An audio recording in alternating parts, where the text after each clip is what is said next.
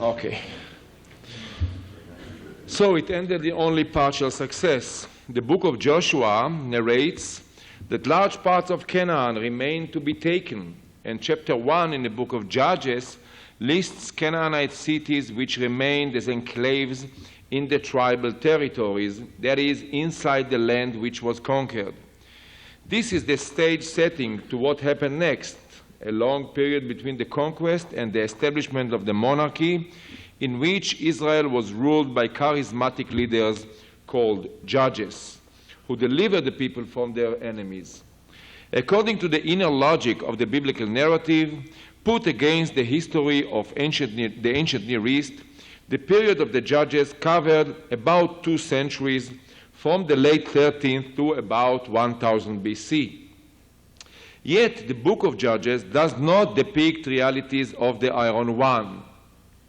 Judges is a relatively late Deuteronomistic book, which represents the ideology of Judah in the 7th century, hundreds of years after the alleged events took place.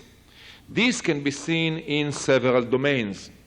First, cycles of sin, retribution, and redemption clearly characterize the Deuteronomistic theology.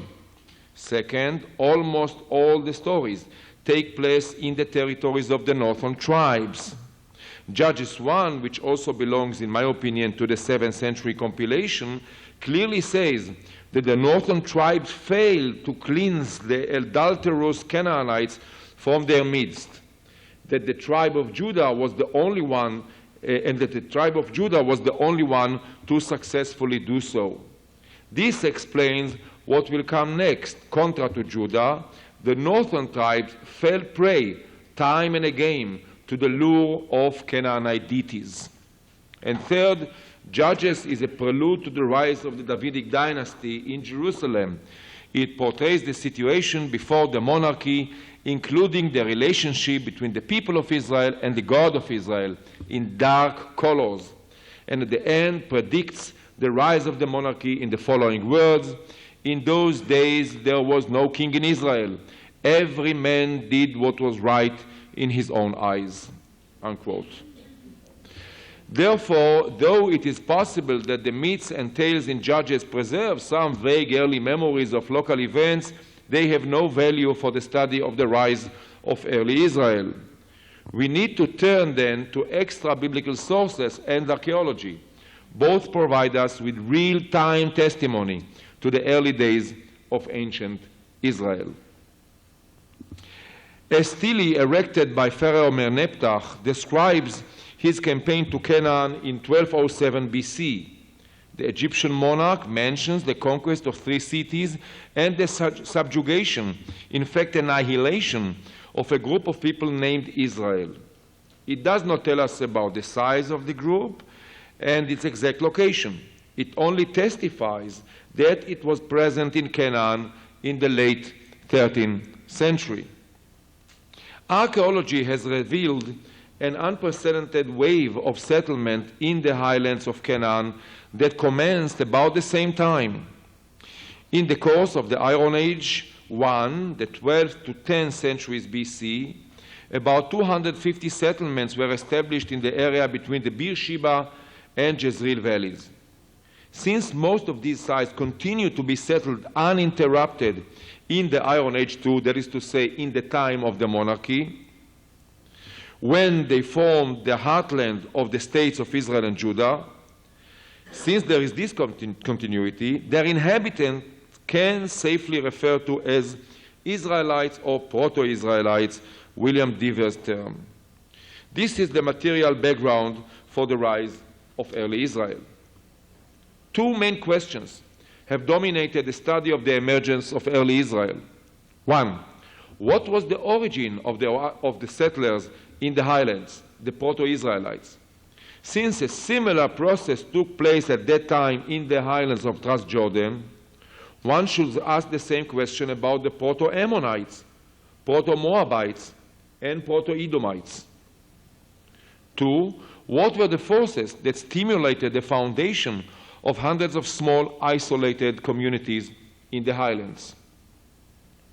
In my previous lecture, I explained why the William Foxwell Albright military conquest theory, an archaeological disguise for the biblical narrative on the conquest of Canaan, must be dismissed. Ulbricht Alt's peaceful infiltration theory, which argued that the emergence of early Israel should be seen as a gradual sedentarization process of pastoral nomads from the steppe, cannot be accepted either, because our understanding of the nature of pastoral nomadism in the ancient Near East has changed significantly. We understand today that sheep-goat pastoral nomadism is an offshoot of sedentary life, and that the sedentary pastoral avenue was open in both directions, sedentarization and nomadization, according to changing political, economic, and social factors. In short, there was no source of nomads in the steppe which could have supplied peaceful infiltrators to Canaan. The Mendenhall-Gottwald social revolution theory, a somewhat naive product of Marxist undercurrents in American campuses of the happy 1960s. Sorry about that, Brian. Explained the rise of early Israel in terms of class struggle, an uprising of the exploited rural elements in the Canaanite society against their lords, which led to their withdrawal from the lowlands to the empty highlands, where they established just egalitarian communities. But archaeology came short of tracing any clue for such a dramatic shift from the sedentary lowlands to the sedentary highlands in a short period of time, neither in the material culture of the highland sites nor in the settlement patterns of the lowlands. It is noteworthy that all three classic models describe the emergence of early Israel as a unique event in the history of Palestine. In other words, consciously or unconsciously, all three follow the basic theological construct of the biblical narrative. Recent research has proven this basic premise wrong. In what follows, I wish to present a model for understanding the emergence of early Israel, which is based on 2 decades of intensive fieldwork in the highlands, in excavations and surveys alike.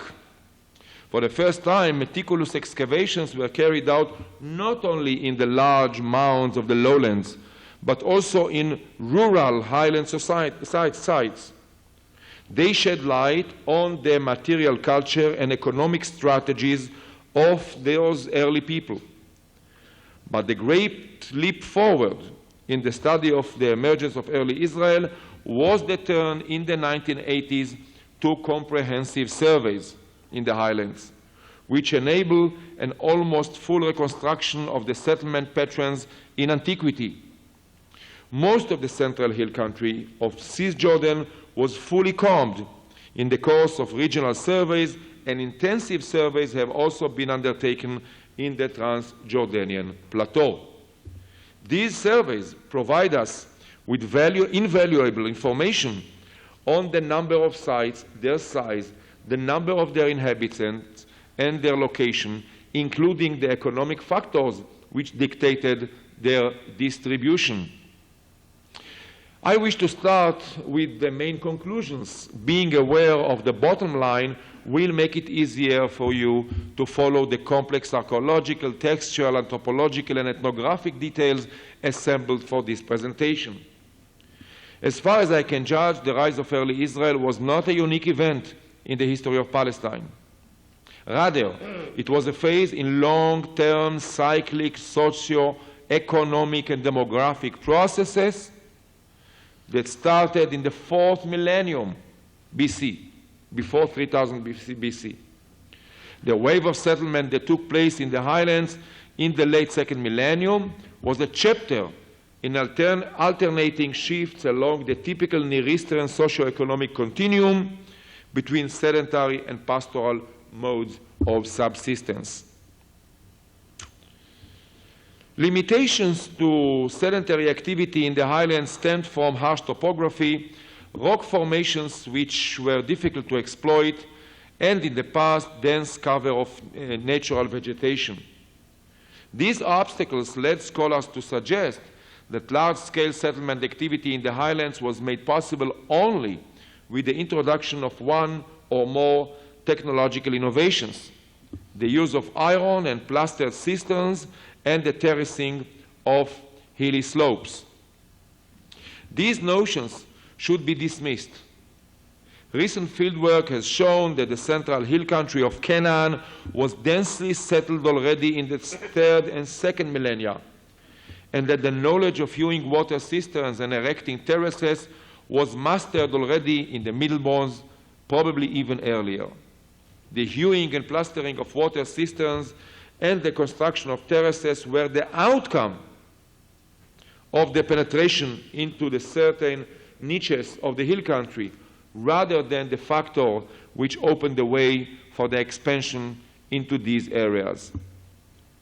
The proximity to steppe areas on the east and south, the availability of green pasture in the dry summer, and the fact that the highlands were not densely populated and cultivated even in periods of settlement expansion made these regions ideal for sheep-goat pastoral activity. They were especially convenient for enclosed nomadism. This is a term which was coined by Michael Rauton, the Assyriologist. There is a migration routine between the steppe in the winter and the highlands in the summer. The eastern flank of the highlands was especially convenient for the sedentary activity of groups which originated from a pastoral background, since they could continue to practice animal husbandry alongside dry farming. When political and socio-economic conditions permitted, the highlands communities could benefit from specializing in horticulture-oriented economy, oil production, wine, which included the industrialization of the products. In recent generations, villages in certain parts of the central hill country, especially on the western slopes, specialized in olive orchards. They produced large surpluses of olive oil and exchanged it for grain, and cereal growing was because cereal growing was a wrong economic strategy in these parts of the highlands. The next chapter, pots, bones, and people. Who is an Israelite in the Iron One? Sounds like who is a Jew in Israel in the big discussion, in the 70s and 80s. The material culture of a given group of people mirrors the environment in which they live, their socio-economic conditions, the influence of neighboring cultures, the influence of previous cultures, and equally important, their cognitive world. In the case of the highlands in the period under discussion, a careful analysis of these factors, combined with meticulous examination of the geographical and quantitative distribution of the finds, leads to a somewhat dubious conclusions regarding the possibility to identify ethnic markers, the ethnic markers of the Israelites. It's difficult to locate them, to identify them. Signs of continuity from late Bronze traditions in pottery and other traits of material culture show no more than certain influence from lowland sites, which still practiced at that time traditions of the previous period. Marks of discontinuity reflect the fact that the highlands people lived in small, isolated, rural, almost autarkic communities. To complicate matters even more, there is no way to distinguish the material culture of the Proto-Israelites from their peers in Transjordan, the Proto-Ammonites and others. How can we distinguish between them? Still, two features have been utilized in the past as indicators of Israelite ethnicity: pottery, especially Koladrim Pitoy, and architecture, mainly the Forum House. Archaeologists tend to put ethnic labels on pottery types. Thus, we relate to Philistine, Edomite, and Midianite pottery. By doing this, however, we ignore style, status, and trade factors. Therefore, with so many variables playing behind the scene, In most cases, pottery cannot indicate ethnos. This has been demonstrated in numerous examples, especially in cases in which reliable historical documents are available to supplement the archaeological data. A good example in the Highlands is the medieval pottery, which does not allow distinction between the well-documented Muslim, local Eastern Christian, and Frankish communities. Except for a few rare vessels, there are no special features in the pottery of the Iron One Highland sites, neither in the assemblage as a whole, nor in specific types. The distance from maritime and overland trade, the social isolation of the small communities which were separated by topographical barriers, and the constant struggle with the ecological obstacles had a decisive influence on the pottery repertoire of the Highland people. It was limited in types and quality. The Coladrim Pitoi, once suggested as the indicator of Israelite sites, well, this type was subsequently found in lowland sites and in what later became Ammon and Moab as well. The dominance of this type in the Central Hill Country should be attributed to economic factors and so on. In certain cases, architectural forms may indicate origin and thus ethnos of past people. Unfortunately, this is not the case in the Iron Age. Several scholars describe the four-room house as an Israelite type house, but it has also been found in contemporary lowlands and Transjordanian sites, so it is no good for our aim as well. Now, ethnographic studies have shown that in many cases ethnic markers can best be identified in mortuary practices, cult, and foodways. Archaeology has not given us data on the first two. Not a single Iron One cemetery or sanctuary has ever been found in the Highlands. We are therefore left with foodways, represented by the second most widespread find in archaeological excavations, bones. It is widely accepted that foodways, that is dietary, it's a promo for lunch. It is widely accepted that foodways, that is dietary patterns, tend to be conservative symbols of ethnicity. What people eat and how they eat it is an important aspect of their identity. Anthropologists argued that food is one of the primary symbols manipulated by people seeking to maintain their cultural identity and group solidarity. A great body of data on animal husbandry in the Bronze and Iron Age has been accumulated in recent years. Especially important for our case are the data on the ratio of pig bones in the faunal assemblages. In Philistine sites, this ratio is far larger than the average, that is to say, the normal, if you wish, for the Bronze Age. The popularity of pork consumption in the Iron One in the southern coastal plain may be related to husbandry practices brought, that is to say, imported from the Philistine homeland. In the Highlands, pig husbandry was practiced in the Bronze Age and other periods, but pig bones disappear from the faunal assemblages starting in the Iron One. The most interesting fact is that contemporaneously, pig bones continue to be present in significant numbers at Hesbon, on the border between Ammon and Moab in Transjordan. Regardless of the complex factors which may influence pig distribution, this seems to mean that the taboo on pigs was already practiced in the hill country as early as the Iron One. The reasons for this phenomenon should be sought in two avenues. The outstanding popularity of pork consumption in Philistia could have been taken as an ethnic marker by the Highlands people, who in reaction avoided from raising pigs. No less important, probably more, avoiding from pig husbandry may have stemmed from the pastoral background of the early Israelites who settled in the Highlands in the Iron One. Pigs cannot be herded over significant distances. This is the reason, many claim, that pigs became a symbol of sedentary life and that pastoral nomadism in the Middle East avoid raising pigs, pastoral nomads.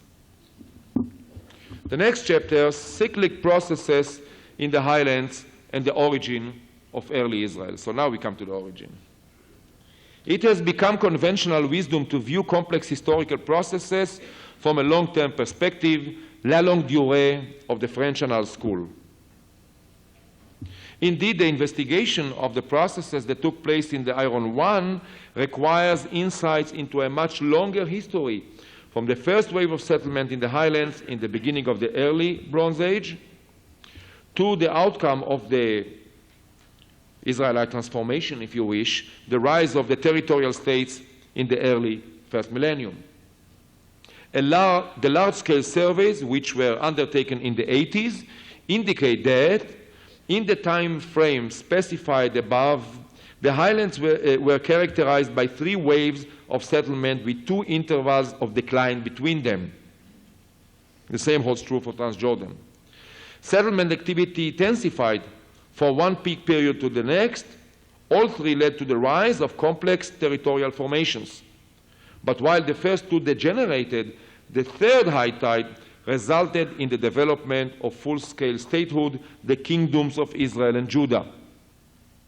The 3 peak periods, as well as the 2 crisis periods, had much in common, especially in their demographic patterns, but also in the location of the sites and in certain aspects of the material culture.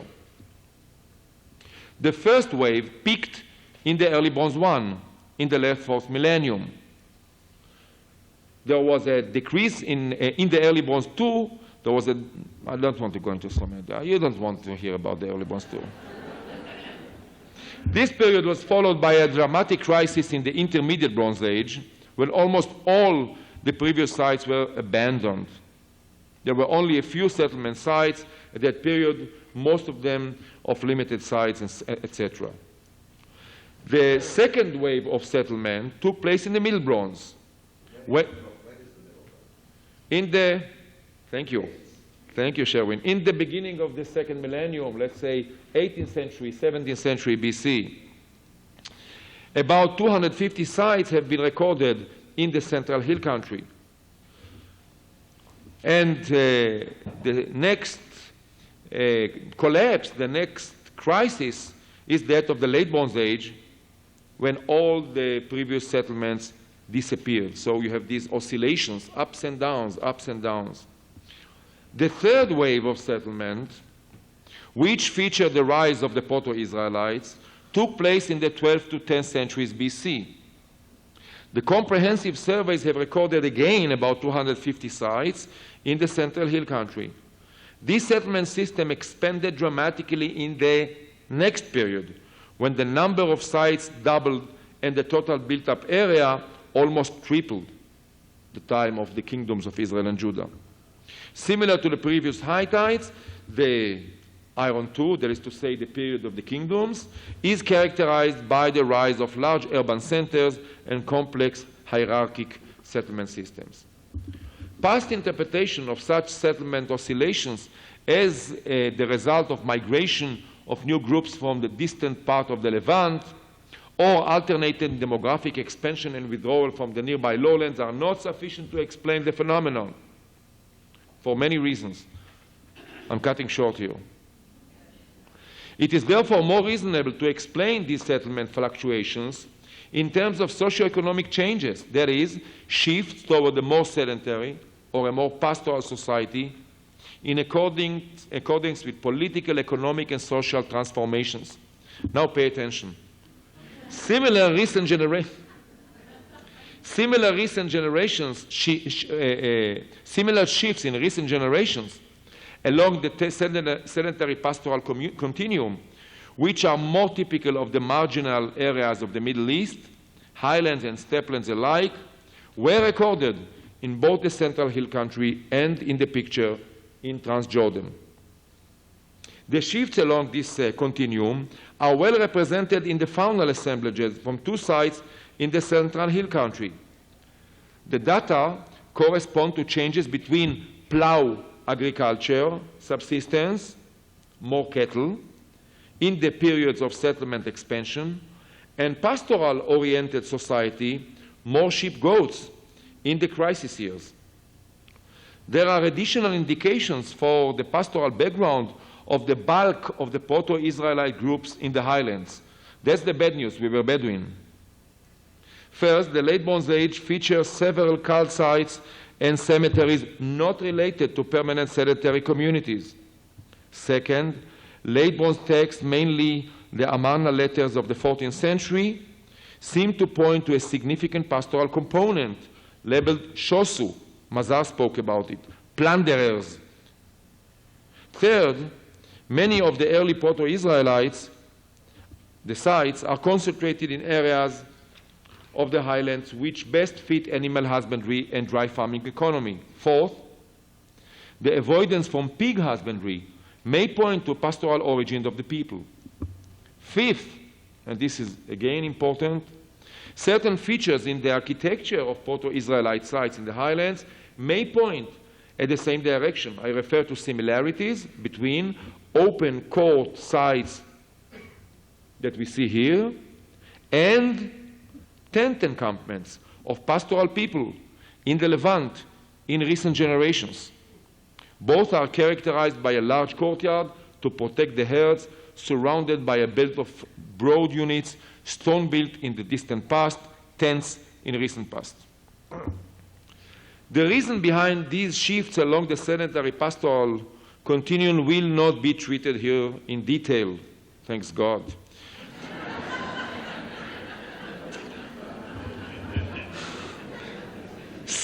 Suffice is to mention that with no historical material at hand for the third millennium, and with very limited sources for the second millennium, we have no other option but to indulge in speculative anthropological models, sometimes supported by ethnographic data from recent generations, which take into consideration political difficulties, economic calamities, and social disturbances. I would just mention that pastoral nomadism is a specialization which depends on the ability of the sedentary communities to produce enough grain surpluses for exchange with the herding communities. There are no Bedouin without sedentary communities next to them producing enough grain. Accordingly, the collapse of the world economic system of the Late Bronze Age must have played a major role in the widespread sedentarization of pastoral groups in the Levant in the Iron One. With no more surpluses of grain in the hands of the sedentary communities, the pastoralists were forced to produce their own grain, that is, to shift to a more balanced, self-sufficient subsistence, which leads to sedentarization. I'm about to finish. It's almost done. All three periods of settlement prosperity in the Central Hill Country show a gradual demographic expansion from east to west. In the beginning of each settlement process, when the region was sparsely inhabited and the settlers could freely choose the location of their villages, they opted for the eastern areas, which were topographically moderate and ecologically convenient. The eastern niches enabled their inhabitants to conduct a well-balanced economic strategy. The fact that the settlers were attracted to areas convenient for a combination of dry farming and animal husbandry lent support to the proposal that many of them originated from a pastoral background. The slope units, typical of orchard agriculture, which bear fruit only after a relatively long period of cultivation, were occupied only in a later phase, when the population was fully settled and turned to this kind of specialized economy. In all three periods under discussion, sedentary population growth, territorial expansion, and the demand for highlands horticultural products in the lowlands led to the rise, and that's the most important, of stratified complex societies, in other words, states. The distinctive ecological background of the highlands brought about the formation of large territorial units, with some clear similarities between the three periods. Most notable, each is characterized by two territorial polities, which means the idea of Israel and Judah, two units in the Highlands, has its origins in the Bronze Age, in the 3rd and 2nd millennium BC. Summary. The settlement process that took place in the highlands of Canaan in the Iron Age 1 had much in common with two preceding waves of occupation in these areas. These analogies reinforce the hypothesis that much of the settlement, the Iron Age 1 settlement, was part of a cyclic mechanism of alternating processes of settling and becoming nomads again. And we are speaking about indigenous groups, and all this in response of changing economic situations. Translating these words into simple language, one can say that the early Israelites were in fact Canaanites. The early Israelites were Canaanites in the sense that they were part of the local stock, the local population of Canaan of the 2nd millennium. The depiction of the rise of early Israel as a singular event in the annals of the country, this depiction turned up centuries after the Iron One. It was shaped by the history of the Judahite state in the late Iron II, that is to say in the 8th and 7th centuries. The biblical description of the emergence of early Israel was cast by the Deuteronomistic historians to serve their Judeo-centered ideology and historical national convictions, and to convey their theological message. Their narrative prevailed until recent years, when archaeology came to the center stage of historical research. Thank you.